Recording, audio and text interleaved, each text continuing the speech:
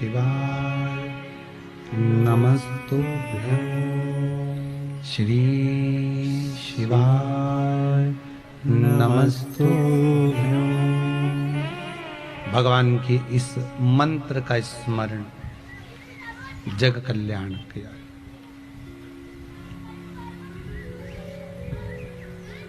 रोग मुक्ति के लिए मक्खन के शिवलिंग का निर्माण है महाराज। मक्खन के शिवलिंग रोग मुक्ति के लिए सकते हो कि अगर विवेक प्रबल करना है, बुद्धि प्रबल करना है, बुद्धि की श्रेष्ठता बनाना है तो हरा ताजा भोजन करिए। माता पिता जिस भोजन का निर्माण करें उस भोजन को ग्रहण करिए। और बुद्धि की तीव्रता चाहिए तो शिव महापुराण की कथा कहती है कि श्री शिवाय नमस्तुभ्यम का जाप करिए। मेरा छोटे छोटे बच्चों से निवेदन है, छोटे छोटे बच्चे जब आपके घर से पढ़ने के लिए जाएं, जब छोटे छोटे बच्चे आप स्कूल जा रहे हो, आप टीचर के पास जा रहे हो, आप कहीं विद्या अध्ययन करने के लिए जा रहे हो, तो उन छोटे छोटे बच्चों से मैं ये जरूर कहूंगा कि घर से निकलते समय माता पिता को प्रणाम करिए, श्री शिवाय नमस्तुभ्यम कहकर स्कूल को जाइए। आपको कुछ खाने की जरूरत नहीं पड़ेगी, आपका विवेक वैसे ही काम करने लगेगा, आपकी बुद्धि वैसे ही काम करने लगेगी।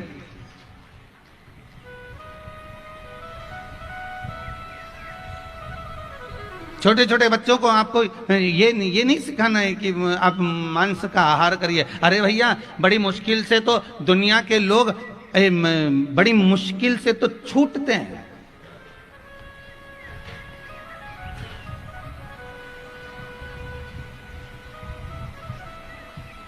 कोई कह रहा था, गुरुजी हाँ हमारा बेटा बहुत मदिरा का पान करता है, बहुत नशा करता है गुरुजी, उसकी मदिरा छूट जाए, उसकी शराब छूट जाए, उसकी मदिरा छूट जाए। हमने कहा माता जी, उसको मदिरा की बोतल पकड़ाने वाला कोई दूसरा नहीं है, उसको मदिरा की बोतल पकड़ाने वाले अपन है, दूसरा नहीं। आप और हम हो सकते हैं। वो कैसे? तो उसका कारण केवल इतना सा है, छोटा सा बच्चा जब जन्म लिया तो माँ ने सबसे पहले बोतल पकड़ाई दूध की। वो दूध की जो बोतल जिस दिन पकड़ाई थी वो आज तक नहीं छूट पाई। सबसे पहले पकड़ाई दूध की बोतल, दूध की बोतल छूटने के बाद स्कूल गए तो जम के बोलो पानी की बोतल, पानी की बोतल छूटी, कॉलेज गए तो कोल्ड ड्रिंक की बोतल, कोल्ड ड्रिंक की बोतल छूटी, अब नहीं बोलूं आगे,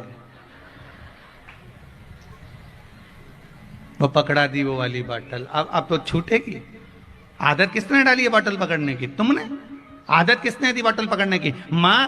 पहले की माताएं कटोरी में दूध रखती थी, चम्मच से बच्चे को पिलाती थी, बोतल नहीं रखती थी बच्चों को पिलाने के लिए, कटोरी से दूध पिलाती थी, चम्मच से दूध पिलाती थी। इसलिए बेटे के हाथ में आखिरी तक बोतल नहीं आती थी। आज के जमाने में बचपन में बोतल पकड़ा दी तो आखिरी तक छूट नहीं पाती है। उस बोतल को पकड़ाया तुमने है तो दूसरा कोई छुड़ा नहीं सकता। किसी की सामर्थ्यता नहीं, ना सीवर वाला महाराज छुड़ा पाएगा। सीवर वाला महाराज कोई जादूगर है कि फूंक मार देगा और बोतल छूट जाएगी? पकड़ाया तुमने है। छोटे से बच्चे को गोदी में रखा, अगर उसको कटोरी से दूध पिलाती, चम्मच से दूध पिलाती तो वो बच्चे को बोतल पकड़ने की आदत नहीं आती। पर हमने पकड़ाया। घर में काम इतना है, डेंटिंग पेंटिंग भी करना है, तो बच्चे को बोतल पकड़ा दी, वो पीता रिया और तुम आराम से अपना काम करती रही, न दिन भर भाई स्टेटस देखती रही। देख और बच्चा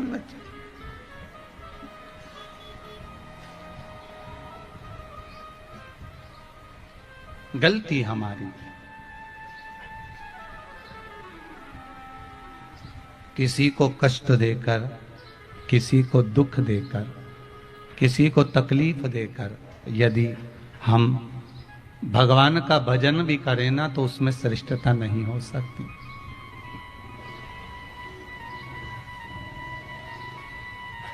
उसमें श्रेष्ठता नहीं हो सकती। आप अपने बच्चों को ये जरूर कहना कि देखिए, सुबह जब स्कूल जाओ तो माता पिता को प्रणाम करिए। अगर कोई शिक्षक, अगर कोई ज्ञान देने वाला, अगर कोई विद्वान किसी बच्चों को भी ज्ञान दे रहा है तो उनसे निवेदन है, ये सब चीजें ना देते हुए एक चीज जरूर दो कि अपने माँ बाप को प्रणाम करके आयो। अपने माता पिता को नमन करके आयो, अपने माता पिता को साष्टांग कर कर आयो, भगवान का नाम, ईश्वर का नाम लेकर आयो, भगवान का नाम लेकर आयो।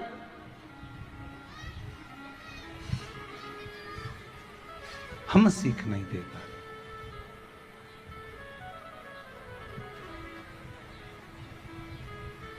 और फिर निवेदन करूंगा, अगर बच्चों को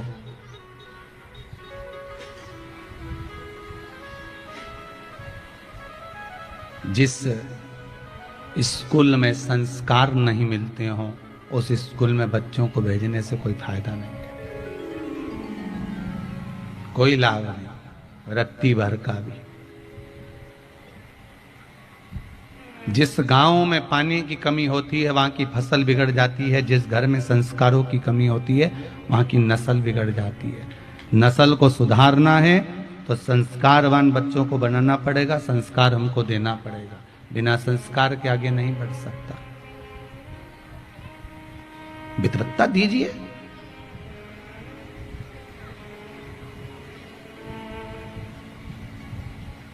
गौतम बुद्ध बाबा को उस तपो स्थली में, उस पीपल के वृक्ष के नीचे, उस पीपल के वृक्ष के नीचे जहां पर गौतम बुद्ध बाबा तप साधना कर कर इस आत्मा की शुद्धि कर रहे हैं, परमात्मा से मिलन कर रहे हैं, वो पीपल का वृक्ष आज भी बोध गया में है। आप लोग तो यहीं के हो तो दर्शन करा होगा, करा है सबने दर्शन। काय का वृक्ष है वो? पीपल का वृक्ष।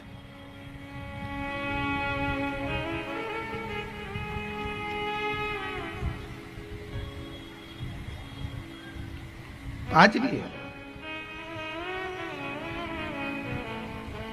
और हमारे को ये नजर आ रहा है कि गौतम बुद्ध बाबा ने पीपल के वृक्ष के नीचे तप साधना करी। माता लक्ष्मी की बहन दरिद्रता भी पीपल के वृक्ष के नीचे बैठी। शनि महाराज भी पीपल के वृक्ष के नीचे विराजमान हुए। श्री नारायण भी पीपल के वृक्ष के नीचे विराजमान हुए। अर्थात ये हमारा भाव कहता है कि पीपल के वृक्ष के उस जड़ में, पीपल के वृक्ष के उस भाग में भगवान का निवास है, परमात्मा का निवास है।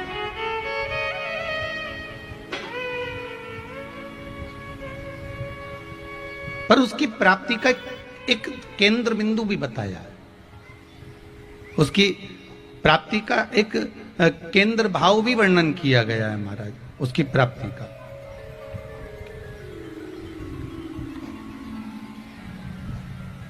उसको प्राप्त करने के लिए एक बहुत सुंदर भाव भी व्यक्त करा गया है।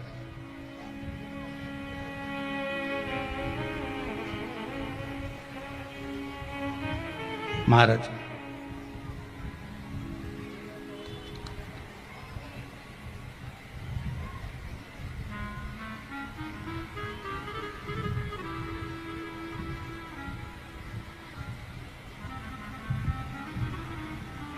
एक दिन, एक समय, एक घड़ी, एक पल निश्चित होता है। एक माताजी ने प्रश्न किया है, अच्छा प्रश्न है, आप लोगों के लिए भी है, आप लोगों के लिए भी है। वो अच्छा पूछा है, इसलिए उसका वर्णन।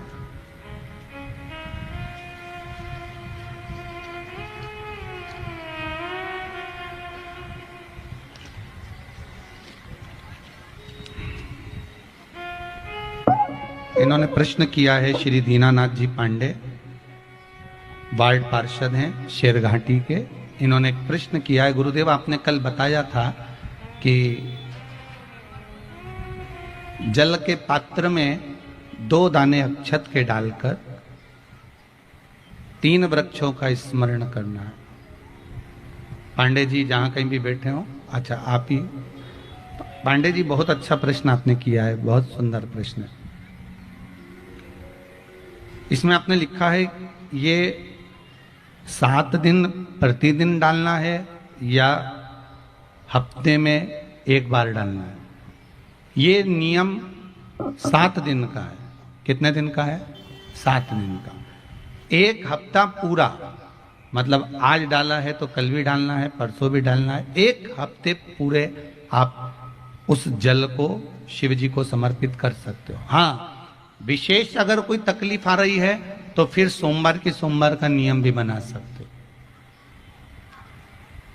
जो दुख निवारण के लिए कल जल बताया था कि पीपल का वृक्ष, बेलपत्री का वृक्ष और आंवला या जम के बोलो शमी का वृक्ष, इसमें से कहीं पर भी आप जो जल चढ़ा रहे हो वो आप समर्पित कर सकते हो। अच्छा है सभी के लिए। बहुत बहुत साधुवाद। पांडे जी बैठिए। तो वो एक भाव जो व्यक्त करा सबके हित का,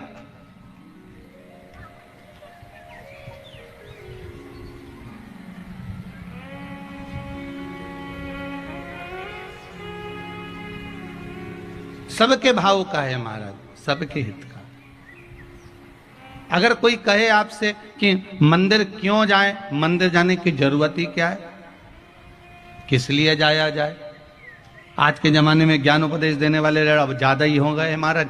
वो लोग कहते हैं लोगों को बुद्धि की कमी हो गई, हम कहते हैं बुद्धि की नहीं शुद्धि की कमी हो गई। वो शुद्धि शिव महापुराणी करेगी, इसके सिवा कोई नहीं कर सकता।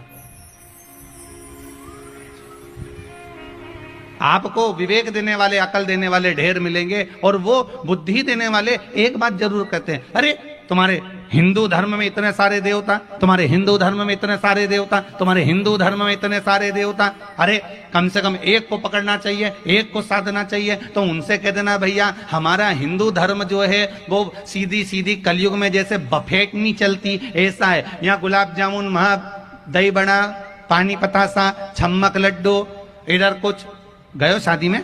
शादी में कौन कौन गया? यहाँ पे बफेट होता है? क्या बोलते? बफे बोलते, बफेट बोलते, क्या बोलते? जम के बोलो। बफा सिस्टम। तो वो जो होता है उसमें अलग अलग भोजन अलग अलग जगह पर रख दिया जाता है। तो तुम सारा भोजन चखते हो कि नहीं चखते हो? चखते हो ना, कि दही बड़ा भी खाओगे, पूड़ी भी खाओगे, तंदूरी रोटी भी खाओगे, दाल मखानी भी खाओगे, ये सामान भी खाओगे, रबड़ी भी खाओगे, खीर भी खाओगे, सारी चीजें तुमने चखी। और तुम्हें जो चीज ज्यादा पसंद आएगी वो 2 बार खाओगे कि नहीं खाओगे? जम के तो बोलो, खाओगे ना। अगर जो चीज ज्यादा पसंद आ गई, चाउमीन पसंद आ गया, पानी पतासा गोलगप्पा पसंद आ गया, तो तुमने 2 बार लिया, 3 बार लिया, और ज्यादा पसंद आ गया 4 बार लिया। तो सब चीज चखी, पर आखिरी में एक वस्तु ज्यादा खाई। हमारे हिंदू धर्म में 33 कोटि देवता है, और हमारा शास्त्र कहता है तुम 33 कोटि देवता में से किसी भी देवता को भज लो, सबका स्वाद स्मरण कर लो, आखिरी में 33 कोटि देवता में से एक देवता को तो पकड़ कर रखो। पर दुख उस बात का होता है कि हिंदू धर्म को छोड़कर लोग जब दूसरे धर्म में प्रवेश करते हैं, दुख तब होता है कि हमारे धर्म में इतना पकवान था, इतना भोजन था, इतना राजसी ठाट था, फिर दूसरे धर्म में जाने की जरूरत क्या पड़ गई तुमको? फिर दूसरे धर्म में प्रवेश करने की जरूरत क्या पड़ गई तुमको?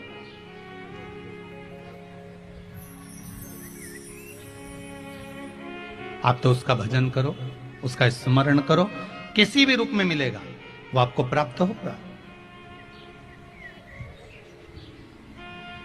आपको मिलेगा।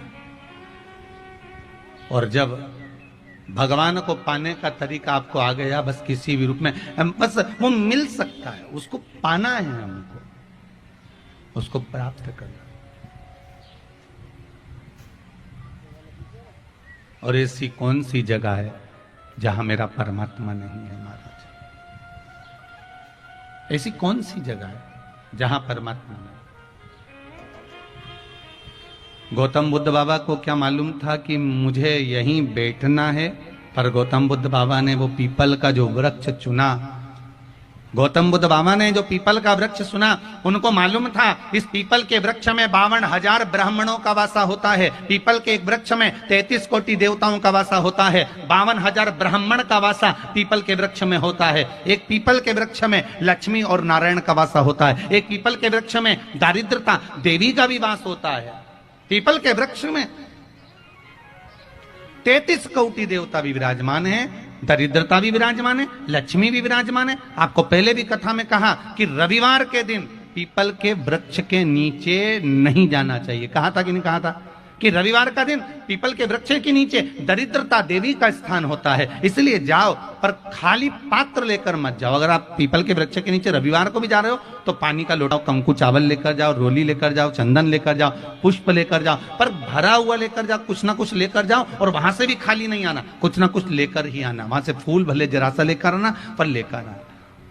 रविवार को अगर आप पीपल के वृक्ष के नीचे जा रहे हो तो आपका समर्पण होना चाहिए, कुछ लेकर जा रहे हो।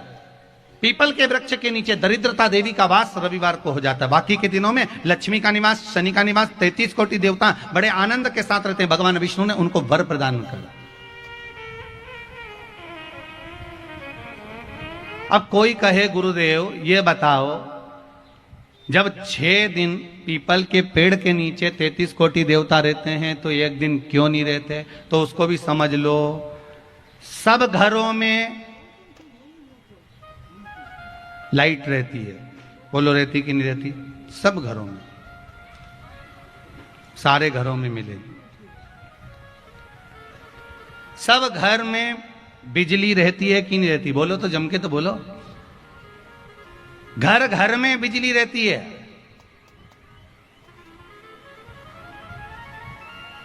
शेर घाटी की है? अरे बोलो जम के। घर घर में बिजली है, घर घर में बिजली रहती है। तो सब घर बिजली घर हैं क्या? अरे बोलो जम के, सब घर बिजली घर हैं क्या? नहीं, घर घर में बिजली है, पर सब घर बिजली घर नहीं हो सकते। बिजली घर तो जम के बोलो एक होता है।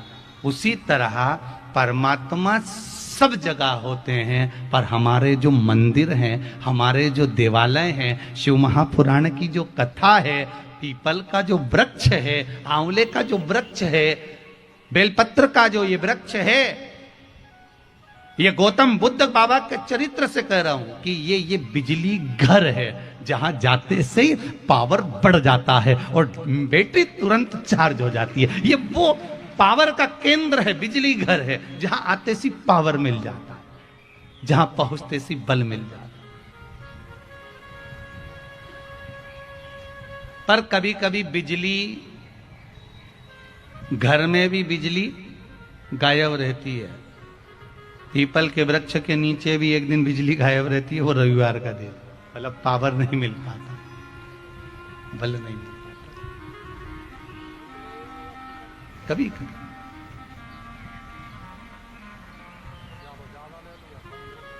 घर घर में बिजली है, पर बिजली घर सब घर नहीं है। घर बिजली घर एक होता है जहां पर पावर प्रबल होता है। उस पावर को हमें लेना है।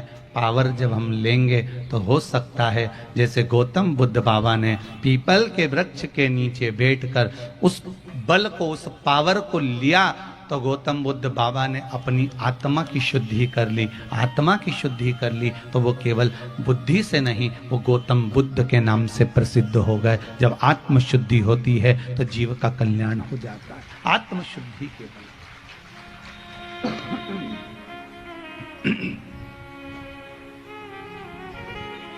आत्म शुद्धि हो।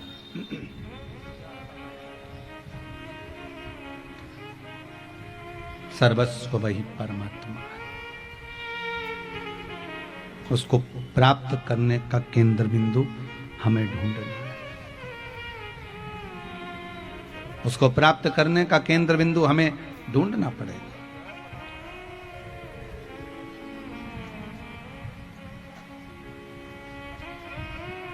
कोई अगर आपको जगा रहा है, कोई आपको अगर जगाने का प्रयास कर रहा है, तो आपको क्यों जगा रहा है? रात्रि के समय पर गश्ती वाले आते हैं, सीटी बजाते हैं, आवाज लगाते हैं। यहां आते कि नहीं आते मालूम नहीं, शेर घाटी में, पर आधी रात को आकर आवाज लगाते हैं, जागते रहो। शेर घाटी में आते हैं, आवाज लगाते हैं, सीटी बजा बजा कर कहते जागते रहो, जागते रहो, जागते रहो। उन गश्ती वालों को क्या पड़ा जो तुमको जगा रहे हैं? उनको जगाने का कारण केवल इतना है, रात को अगर तुम नहीं जागे तो तुम्हारी तिजोरी का माल चोर ले जाएंगे। रात को वो गश्ती लगाते हैं कि जागते रहो, जागते रहो, जागते रहो। दिन में इस भारत की भूमि के संत, साधु, सन्यासी, तपस्वी, साधक, उपासक और कथाकार कथा के माध्यम से आपको जगाने का प्रयास करते हैं कि अभी भी मौका है, जाग जाओ।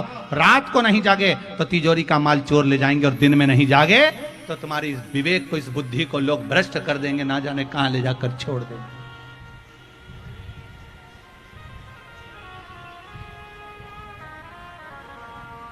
ना जाने कहां ले जाकर छोड़ जाते हैं। पर किसी किसी को जगा दो ना तो वो जागने के बाद भी उल्टा काम करता है। एक मित्र ने अपने मित्र से कहा, सुन तो सवेरे मॉर्निंग वॉक करने जाता है ना? हाँ। सुबह घूमने जाता है ना? हाँ। मुझे जगा देगा क्या? आओ जगा दूंगा।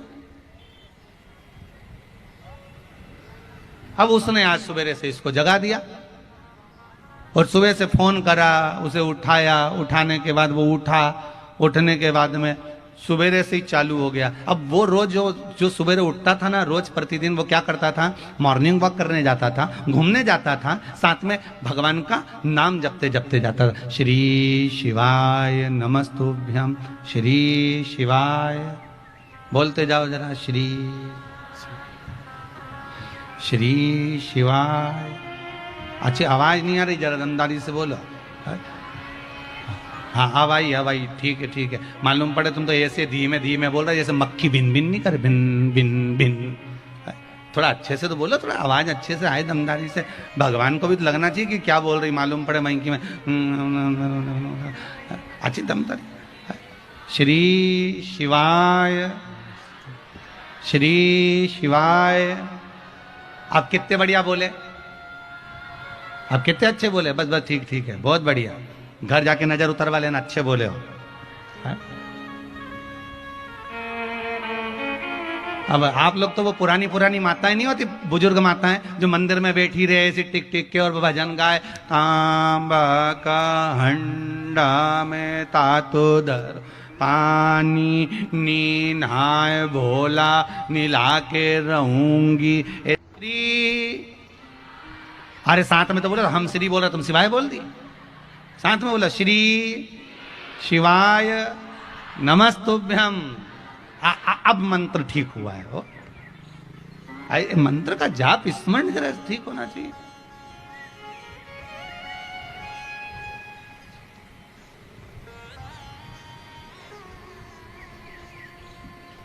अब वो उसका रोज का नियम था, सुबह उठता, भगवान का भजन करता, पूजन करता, स्मरण करता, मंत्र जपता। इसने अपने दोस्त के कहने पर दोस्त को जगा दिया। अब दोस्त जग गया और जगते से क्या करा, अब इसको तो लगा कि ये भी जागेगा और जागते से भगवान का नाम जपेगा। पर ये उठते से ही जैसे ही बाहर निकला,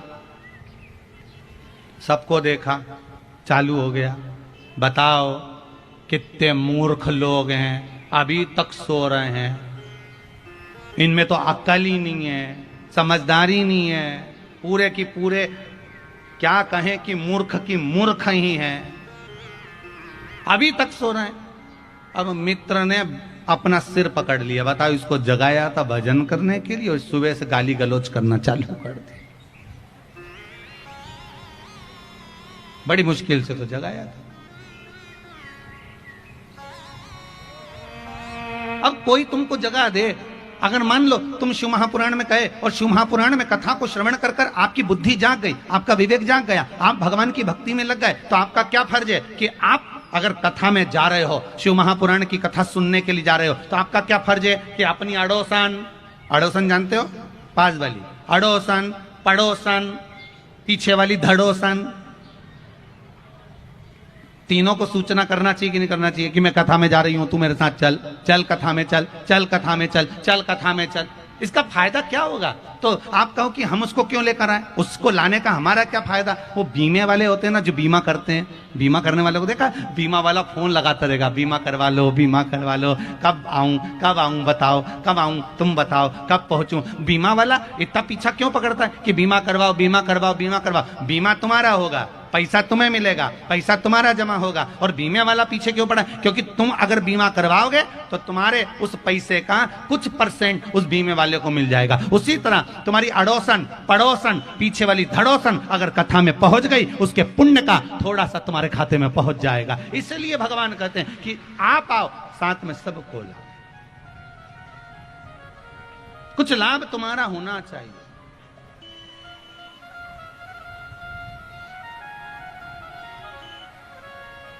किस किस की आई है? अड़ोसन पड़ोसन पीछे वाली आई, सबकी? नहीं, तुम तो बोल दो आई थी, पीछे के पीछे भग गई। तो कई घर अब हो जाए। भाव की निर्मलता हो महाराज। जिस समय हमारी भक्ति दृढ़ी होती है, जिस समय हमारा विश्वास दृढ़ी होता है, परमात्मा को पाना कहां दूरी हो जाता है, कहां देरी। एक माता जी ने लिखा है पत्र में, अभी बहुत सारे पत्र मैंने पढ़े नहीं है, यहां रखे हैं, इनको भी पढ़ूंगा, जितने पढ़े हैं उसमें से वर्णन कर रहा हूं। एक माता जी ने लिखा है, गुरुदेव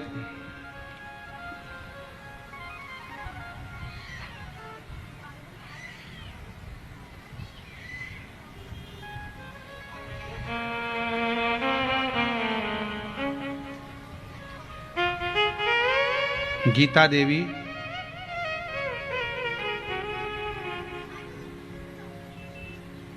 भोदरमा झारखंड से हैं, झुमरी तिलया से।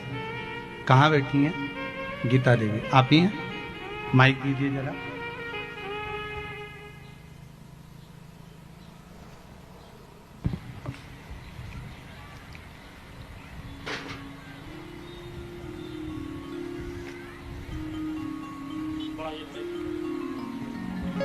बड़ा सुंदर भाव आपने लिखा है गीता देवी जी ने। श्री शिवाय नमस्तुभ्यम। श्री शिवाय नमस्तुभ्यम। दीदी कहाँ से आई हैं आप? कोटि कोटि प्रणाम जी। मैं झारखंड से आई हूँ। जी जी कोडरमा। जी जी जी। आपने लिखा है अधिक मास से आप निरंतर शिव महापुराण की कथा सुन रहे हैं। बाबा, उसका कोई फायदा मिला है आपको? फायदा मिला है बाबा। मेरी 3 बेटी है, किसी का शादी नहीं हो रहा था, लेकिन 2 बेटी का शादी हो गया, मतलब कि होने वाला है। पक्का हो गया है ना? तो होने वाला है। पक्का हो गया है ना? तो इसी महीने है। इसी महीने है क्या? बहुत बहुत बधाई आपको, बहुत बहुत बधाई। मतलब बाबा ने सुनी ना? हाँ बाबा सुनी। और अच्छी सुनी ना? हाँ बाबा। बस बस बैठिए, विराजिए। श्री शिवाय शिवाय नमस्तुभ्यम। नमस्तुभ्यम। बड़े प्रसन्न हो आप, दोनों बेटी का संबंध पक्का हुआ, बाबा ने आपकी सुनी, आपके लिए उसके लिए बहुत बहुत धन्यवाद। बैठिए, विराजिए। एक माँ ने और अपना सुंदर भाव व्यक्त करा है, महाराज जी मेरे बेटे की पुलिस में जॉब लग गई है। कहाँ? उनका नाम ढूंढूं पहले तो।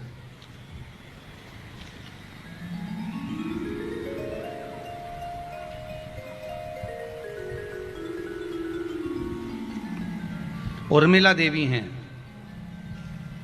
उर्मिला देवी जी कहाँ हैं? जरा माइक दीजिएगा।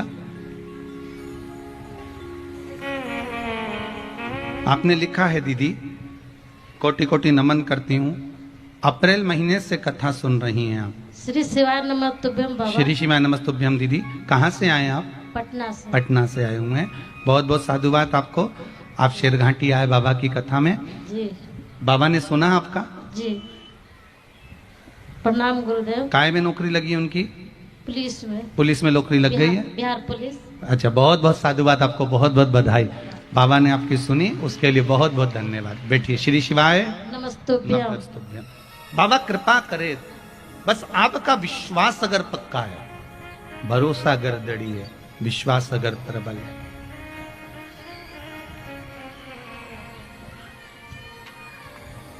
फिर कल वाली बात आ गई, काहे बटोरे कंकर पत्थर, जब हीरा मिला कोहिनूर, भजन करो भोला मिलेगा जरूर। क्यों?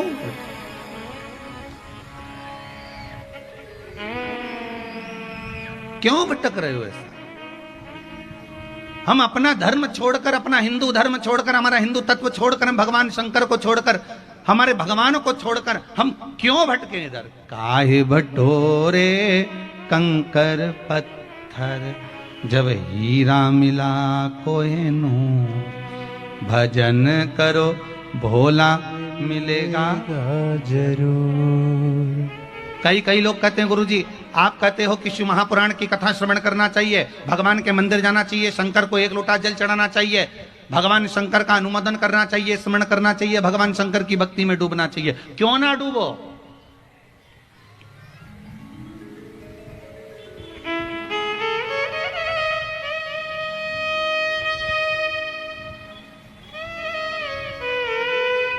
क्यों ना डूबे?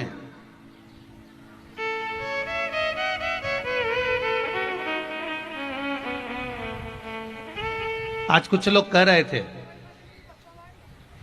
गुरुजी हमारे इस क्षेत्र में हिंदू धर्म के लोगों को लोग तोड़कर दूसरे धर्म में अपनी ओर खींचते जा रहे हैं। कोई इनको अपने धर्म में खींच रहा है, कोई इस धर्म में खींच रहा है, कोई उस धर्म में खींच रहा है, और हमारा हिंदू धर्म भाई धीरे धीरे टूटते जा रहा है, अंदर से खोखला होते चले जा रहा है। उन्होंने कहा, उसके बाद में एक भाई ने बड़ा सुंदर कहा गुरुदेव आपने जो श्रावण के महीने में जो श्रावणी शिवरात्रि के दिन अभिषेक करवाया था, उस समय पर ना जाने कितने हिंदू भाइयों को लोग तोड़ रहे थे, पर वो श्रावणी शिवरात्रि का जो अभिषेक हुआ और घर घर में जो अभिषेक हुआ, उससे वापिस हमारे जो दूसरे धर्म में लोग गए थे वो वापिस हमारे हिंदू धर्म में वापिस आ गए। ये प्रसन्नता की बात। जो दूसरे धर्म में पांव रख चुके थे, जो दूसरे धर्म में चले गए थे हमारे हिंदू भाई और दूसरे धर्म में प्रवेश कर गए थे, आज वो श्रावणी शिवरात्रि का अभिषेक करने पर, रात्रि को अभिषेक करने पर, घर घर में शंकर का शिवलिंग बनाने पर, शंकर के शिवलिंग का पूजन करने पर, कम से कम वापिस वो उस धर्म को छोड़कर वापिस हमारे हिंदू धर्म में आ गए। इसकी हमें प्रसन्नता है, इसका हमको सबसे बड़ा आनंद है। अब दुनिया भले इसका विरोध करे, दुनिया भले कहे कि क्यों अभिषेक कराया, काय के लिए कराया, किस लिए कराया, घर घर में अगर शंकर पहुंच गया तो ये भी पक्का है कि मेरा धर्म बच सकता है, मेरा धर्म आज भी विराजमान रह सकता है। और बहुत जरूरत है शंकर के भजन की। आज लोग कहते हैं क्या मिलता है शिव भजन से, क्या मिलता है शंकर के मंदिर जाने से, क्या मिलता है शिव महापुराण में जाने से। ये बहनें, इन बहनों को कोई पैसे देकर नहीं लाया गया कि यहाँ खड़े होकर बोलते हम तो इनको पहचानते तक नहीं है। बोलो जी आप लोगों को पहचानता कोई? हमको खुद पहली बार शेरघाटियां है, हमें क्या मालूम कि आप पटना में कहाँ रह रहे हो, आप कहाँ किस जगह पर रह रहे हो, आप कौन सी जगह से आए हो, हमें क्या मालूम। वो तो आप लोग गाड़ी उठा उठा कर कथा सुनने आए हो, इसलिए ये माइक आपको पकड़ा दिया जाता है कि आप कहाँ से आए हो। हमको भी तो मालूम पड़े कि मेरे शंकर ने कितनी कृपा संसार वासियों पर कर रखी है, हमें भी तो मालूम पड़े कि मेरे शिव ने क्या करुणा करी है, क्या कृपा करी है।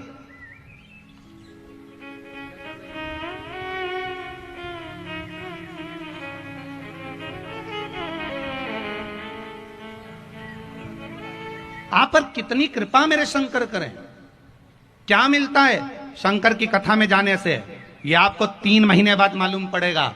हम तो यहां से चले जाएंगे, पर निवेदन है अगर होगा ना तो यहां से जाने के पहले कल या परसों में हमारी समिति का एक नंबर भी आपको देकर चले जाएंगे, व्हाट्सएप नंबर। आप मैसेज कर कर भेजना कि तुमने 3 महीने पहले जो यहाँ कथा में आज मंगा है, 3 महीने के अंदर तुमको मिला कि नहीं मिला, उसका मैसेज जरूर हमको करना कि मिला कि नहीं मिला। कि शिव कथा सुनने का लाभ क्या मिलता है, शंकर की कथा में जाने से क्या मिलता है। जब मेरे भोलेनाथ माता सती को लेकर कुंभज बाबा के आश्रम में जाते हैं, अगस्त ऋषि के आश्रम में पहुंचते हैं, अगस्त बाबा के आश्रम में जाकर कथा श्रवण करते हैं और शंकर जी कहते हैं मुझे राम का दर्शन मिले, तो राम का दर्शन मिलता है। सती मैया कहती है मेरा शरीर जलकर भस्म हो जाए, शरीर जलकर भस्म हो जाता है। शंकर की कथा, भगवान का भजन, स्मरण में जो मांगते हैं वो मिलता है। आपसे भी कहा जो आपने मांगा है 3 महीने इंतजार करना, 3 महीने में बाबा देगा जरूर। और मेरा जब मालिक देता है तो छप्पर फाड़ कर देता है, छप्पर फाड़ कर। जैसे कल वो भाई नहीं कर रहा था जो शिव जी का चित्र लेकर आए थे शंकर जी का, क्या कहा? 2200 रुपए की नौकरी करता था गुरुजी, 2200 रुपए महीना मिलता था। पर आज किसी चीज की कमी नहीं, 30 लाख की तो जमीन पड़ी है, मकान दुकान जमीन सब दे दिया बाबा ने, और कथा लेने के लिए आया हूं। ये वो करुणा करता है, कोई दूसरा नहीं कर सकता, किसी की सामर्थ्यता नहीं है कि कोई कर दे। क्यों भटके हैं?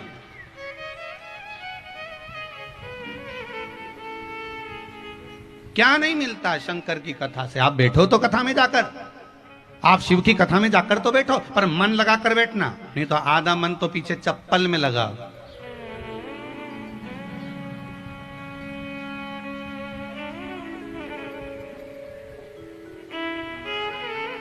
आधे से ज्यादा लोगों का ध्यान तो उसी में पड़ा रहता है। कई लोग तो आरती में भी खड़े रहे तो वही ध्यान रखे, मात पिता तुम मेरे।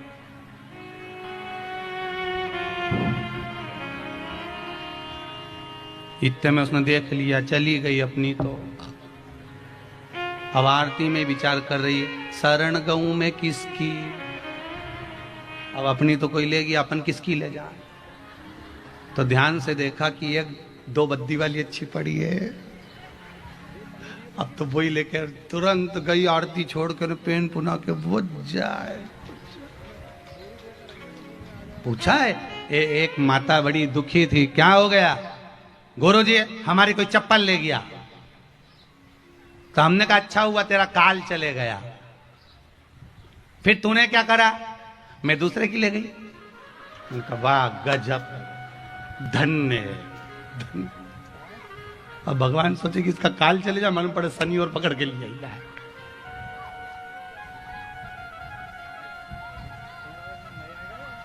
धर्म की जय हो, अधर्म का प्राणियों में सद्भावना, विश्व का कल्याण।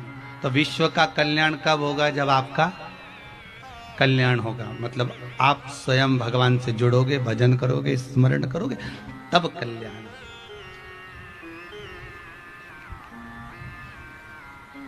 तब प्राप्त होगा। शिव कथा कह रहे हो आप, शिव की आराधना में लगे हैं, भगवान शंकर की आराधना में डूबे हैं, शिव भक्ति में डूबे हैं, तो सुख मिलना।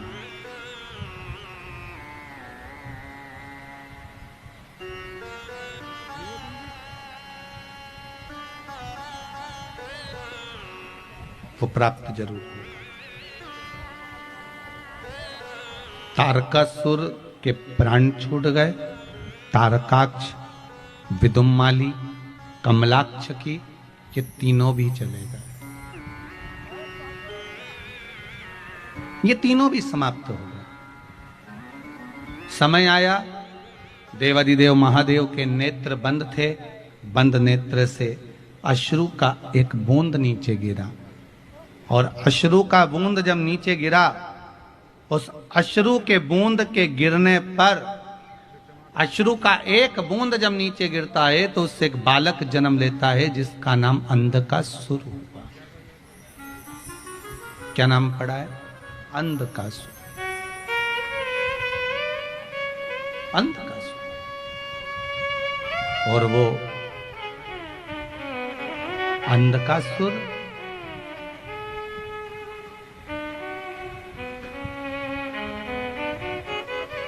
जिसको भगवान शिव ने देखा कि माता पार्वती ने अपनी गोदी में उठा लिया है, अपनी गोदी में अंधकासुर को लिया, कहा, शंकर भगवान बोले पार्वती, ये अंधकासुर तूने जो गोदी में उठाया है ये श्रेष्ठ नहीं है, क्योंकि ये मेरे नेत्र बंद करने के बाद हुआ है, पर पुत्र तो आपका है। शंकर भगवान कहते हैं ये मेरा पुत्र नहीं, मेरे नेत्र बंद करने के बाद प्रकट हुआ, तो पुत्र किस काम का?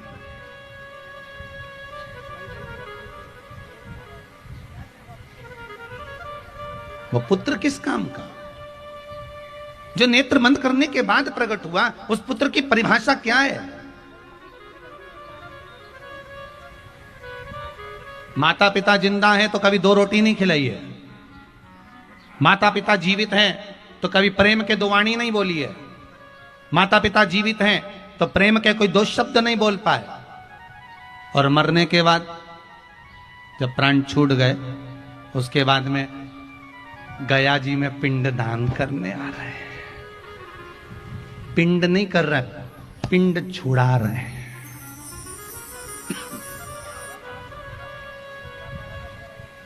पिंड नहीं कर रहे हैं, पिंड छुड़ा रहे हैं।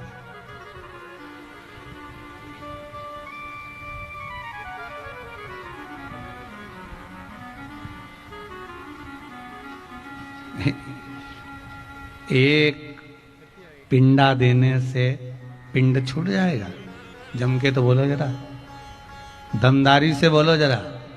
गया जी के पास में रहते हो, ये मत सोचना कि एक पिंडा दे दिया तो पिंड छूट गया।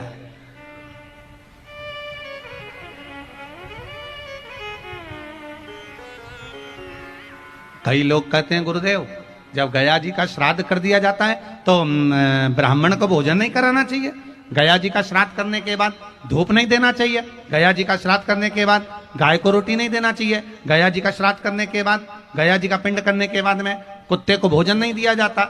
शिव महापुराण की कथा कहती है तुम्हारे अंश में, तुम्हारे शरीर में तुम्हारे माता और पिता का भाव जुड़ा हुआ है। शरीर में जो ये मांस है ये तुम्हारी माता का दिया हुआ है, शरीर में जो हड्डियां हैं ये तुम्हारे पिता की दी हुई हैं।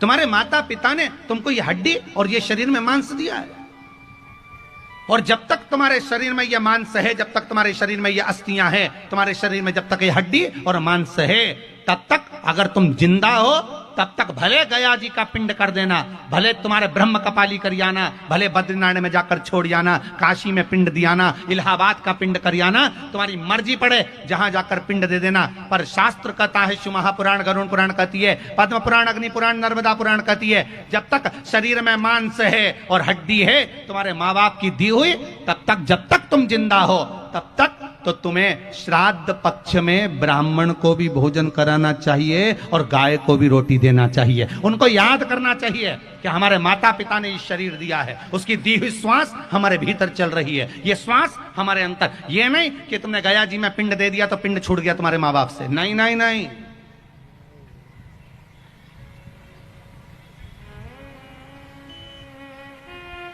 वो छूटे नहीं है, वो जुड़े हैं।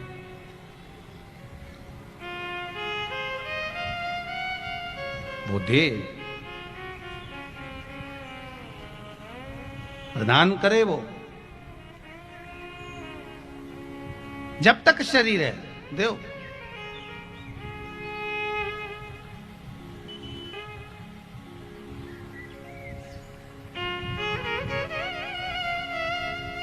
जब तक शरीर चल रहा है प्रदान करो। फिर निवेदन करूंगा, शरीर चले और तुम्हारे घर में चले, बहुत अच्छे से समझ लेना, शरीर चले और तुम्हारे घर में चले, तब तक सारे अच्छे काम कर लो, सारे पुण्य के काम कर लो।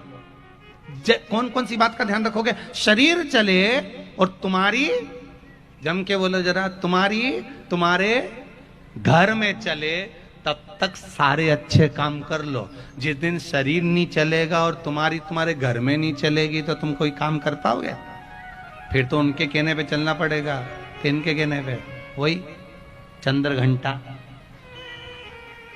और वही कुसमांडा, जो घर में 2-3 बहुएं इकट्ठी होती ना, जगदम्बा होन, त्रिवेणी संगम, गंगा यमुना सरस्वती जब इकट्ठी होती है तो ऐसी हलचल होती है। तुम इलाहाबाद में जाकर देखना, प्रयागराज में तीनों नदी जब इकट्ठी हो तो वहां पर एकदम ऐसा बहाव इतनी तेज हो जाता है। तो तुम सोचो कि तुम्हारा घर में जब 3 बहुएं आएंगी, 2 बहुएं आएंगी, 4 बहुएं आएंगी तो हलचल नहीं होगी क्या? बोलो तो सरी। तुम तो सोचो कि भगवान गुरुजी हमारे घर में शांति रहे, शांति रहे, शांति रहे। गुरुजी तो आशीर्वाद दे कि शांति हो, पर ये 3 घाट की इकट्ठी हो रही है।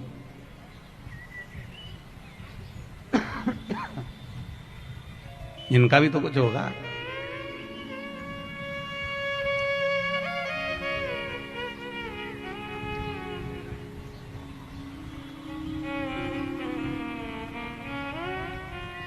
भाव रिझाइए महाराज, उसको पाने का तरीका आपके हृदय को।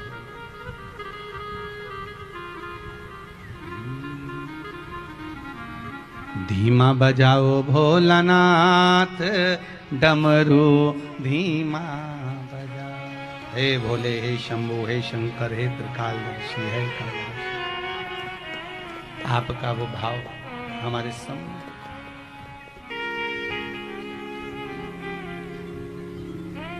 तो इसको जल में छोड़। प्रभु बड़ा भाग्य चाहिए भगवान के चरणारविंद में पहुंचने के लिए, बड़ा भाग्य। फिर निवेदन करेंगे, जिसको जनता चुनती है वो संसद में जाकर बैठता है। कहां जाकर बैठेगा? संसद में। जिसको जनता ने चुना, आपने चुना, जिसको आप चुनते हो वो संसद में जाकर बैठता है, और जिसको मेरा महादेव चुनता है वही शिव महापुराण में जाकर बैठता है। साधारण नहीं है शंकर की कथा में बैठना। शंकर की कथा में वही पहुंचता है जिसको मेरे शंकर ने चुना होता, नहीं तो अच्छा नहीं पहुंच पाता।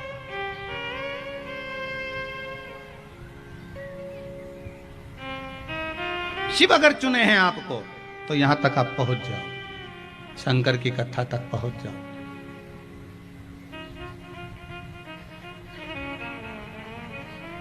वहां पहुंचने में देरी नहीं लगेगी।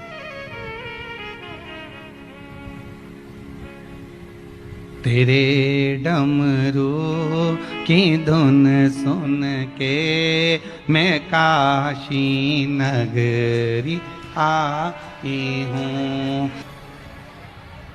शंभो भगवान औघड़दानी, त्रिकालदर्शी, कैलाशी, अविनाशी शिव है ही। दया का सागर मेरे शंकर है। पार्वती, आप इस बालक को समुद्र में डाल दीजिए। प्रभु, यदि मैंने इस बालक को समुद्र में फेंक दिया तो ये मर जाएगा, प्राण छूट जाएंगे। शिव पुराण की कथा कहती है, महाराज अगर लिखने वाले ने लिख दिया है आपके जीवन में कि इसके प्राण छूटना है तो फिर छूटे। 7 ताले में भी अगर बंद कर दिया जाए तो भी प्राण छूटते ही हैं।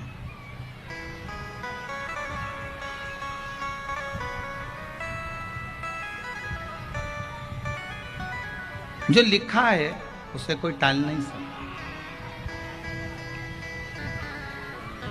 जो लिख दिया वो फिर टलेगा नहीं। बहुत ध्यान दीजिएगा, अगर टाल सकता है तो केवल एक ही टाल सकता है, वो मेरा देव अधिदेव महादेव। कौन टाल सकता है? जम के बोलो, महादेव। इसके सिवा कोई नहीं टाल सकता।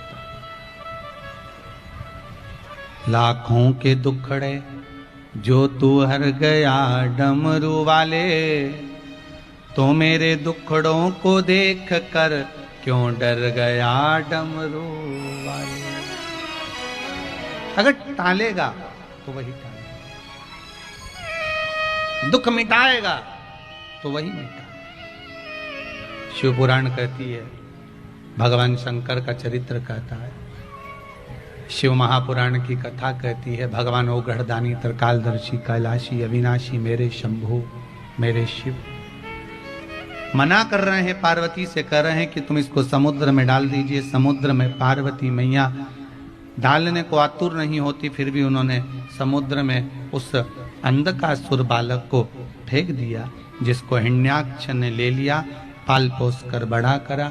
हिरण्याक्ष के प्राण भगवान ने हर लिए। अकेला अंधकासुर रह गया।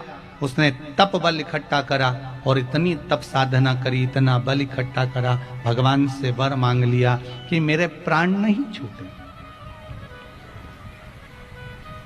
मैं मरूं ना, मेरे प्राण ना छूटे।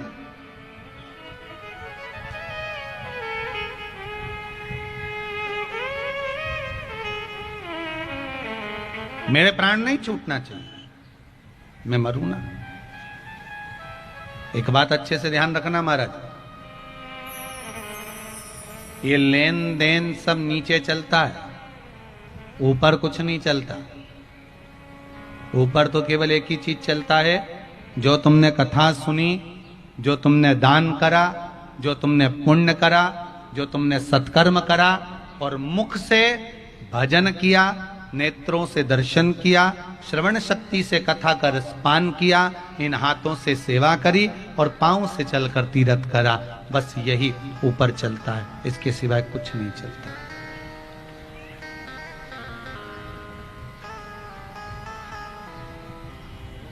वो तो अच्छा है कि वो नीचे ही चल रही है पैसा, ऊपर चलता होता तो जिनके पास ज्यादा होता ना, तो वो यमराज जब लेने आता ना तो उससे कहे इधर आओ। यमराज कहता हाँ सर बोलिए, 4 पेटी माल ले जाओ, हमारी अम्मा को छोड़ जाओ, पड़ोसन को उठा के ले जाओ, जा। मौत से किसकी रिश्तेदारी, आज हमारी कल तुम्हारी बारी है, जाना सबको है।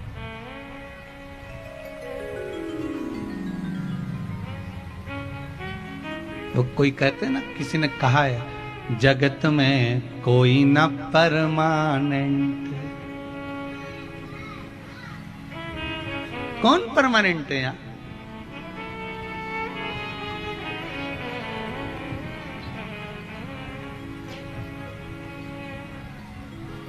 जगत में कोई न परमानेंट,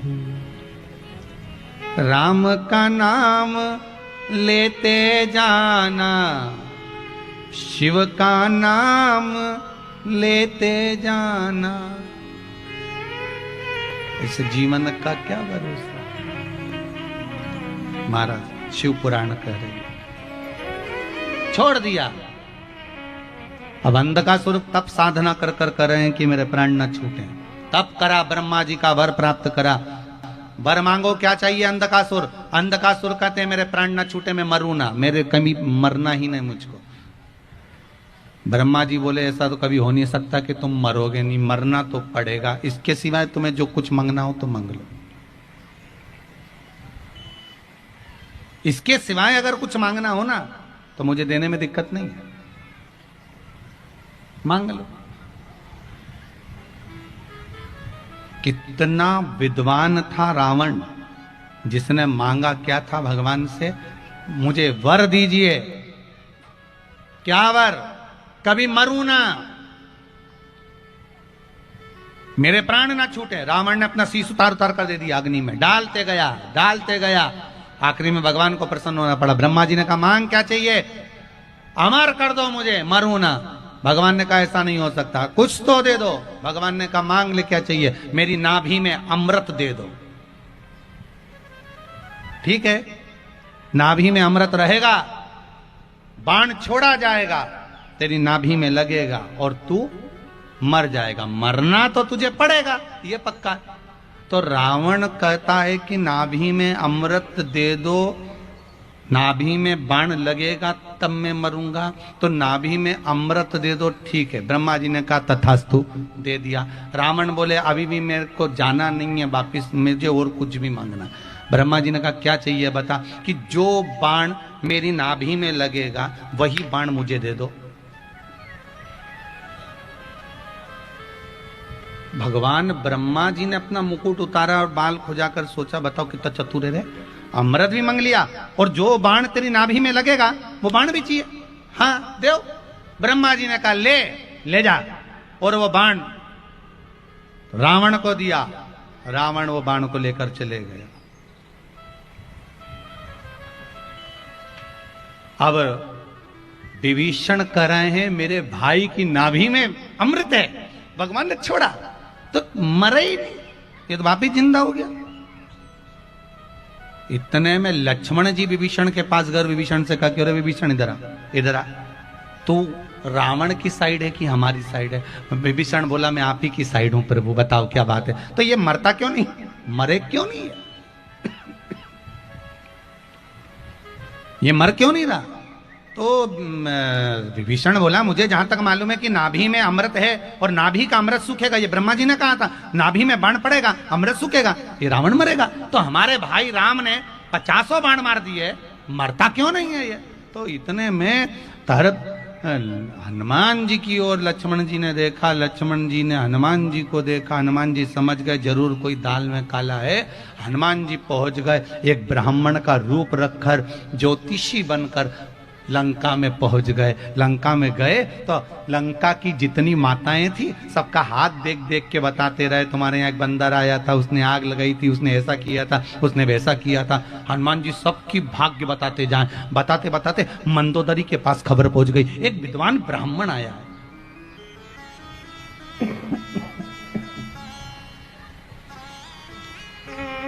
विद्वान ब्राह्मण है आया है और बड़ा विद्वान है, सब कुछ बता देता है। अच्छा, मंदोदरी भी आ गई। मंदोदरी ने कहा महाराज जी मेरा हाथ देख दो। इतने में ब्राह्मण के रूप में हनुमान जी ने बोला तेरा नाम मंदोदरी है, बिल्कुल सही। रावण की धर्म पत्नी है, बिल्कुल सही। इतने बेटे, बिल्कुल सही। उनमें से इतने मर गए, बिल्कुल सही। तेरा पति भी युद्ध के मैदान में गया है, बिल्कुल सही। वो ऐसे मरने वाला नहीं है, मर ही नहीं सकता, क्योंकि उसकी सबसे मूल चीज तो तेरे पास है। मंदोदरी बोली बिल्कुल सही, बिल्कुल सही।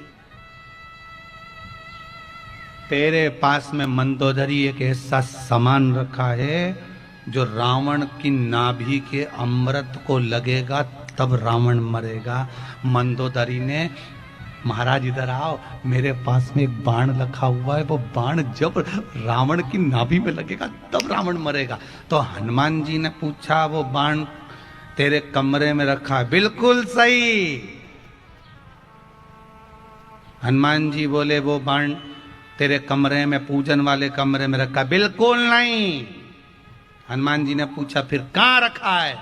कि जिस सिंहासन पर रावण सोता है उसके सामने जो खंबा है उस खंबे के अंदर उस बाण को चुनवा दिया गया है। हनुमान जी भागे, खंबा तोड़ा, बाण निकाला, राम जी को ले जाकर दिया, प्रभु इससे मारो। और जो छोड़ा तब निपटा, बड़ा मुश्किल से निपटा दादा।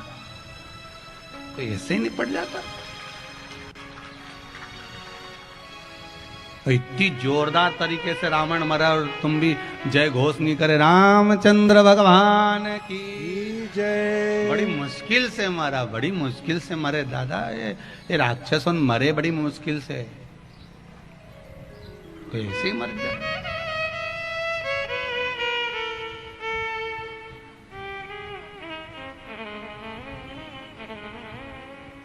वो बाण छोड़ा गया। मतलब ये निश्चित है कि मरना सभी को है, चाहे कोई भी हो। देखो तुम चाहे बादाम खाओगे तो भी मरोगे, नहीं खाओगे तो भी मरोगे, ठीक है। रोटी खाओगे तो भी मरोगे, नहीं खाओगे तो भी मरोगे, मरना तो है।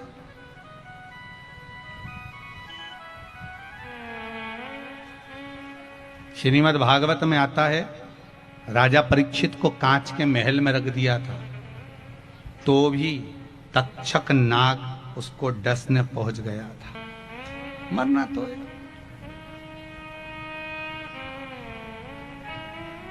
मृत्यु निश्चित।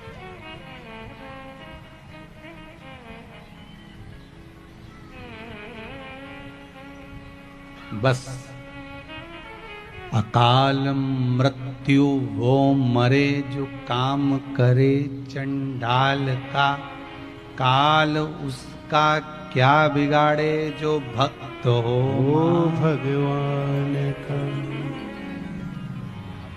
आप शिव के उपासक हो, आएगी मृत्यु।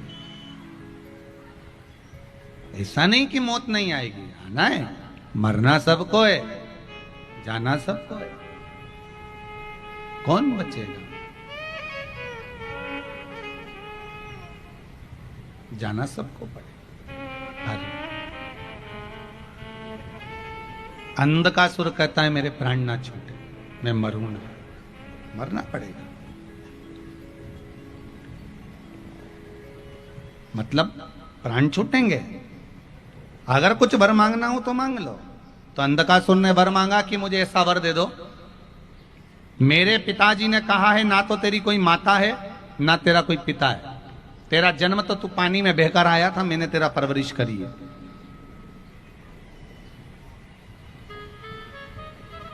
ना माता ना पिता,